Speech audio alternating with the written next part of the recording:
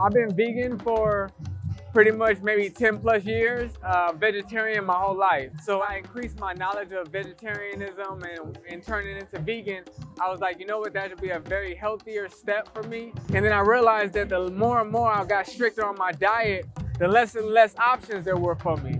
So I started making my own food for me and my family, and that kind of took it over. I was in the kitchen ever since then. My name is Wosei Kofi. I'm a vegan chef, caterer, pop-up vendor. We do Baba's Vegan Pop-Up in Lamar Park every Sunday. I call myself a culinary artivist. The pop-up cafe came about going out from my area, South LA, and going to get a job in Hollywood. Once I was done with the job that they needed me for, came back to my community to see what was left for me, and I realized there was nothing for me to eat at these events.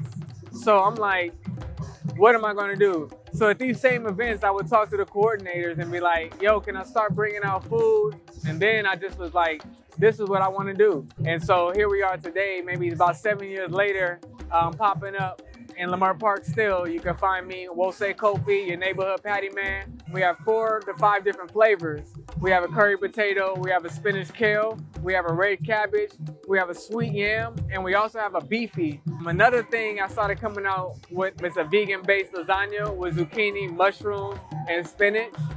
We have like a whole soul food options. We have pastries, we have chocolate cake, we have raw options. My next step right now is working with the adjustments of gentrification and getting into a building. My reasons for being out here in Lamar Park is because this is the community I feel really needs it the most, because the norm was not getting us to the mark. There had to be some kind of change. And so for me, introducing vegan food was changing people's minds, changing people's thought forms, and getting people to adjust to a healthier lifestyle, even if it was just for that day. We're not trying to change the world, but we're just trying to change the people who come into our circles. We may help you on your journey to a beautiful life.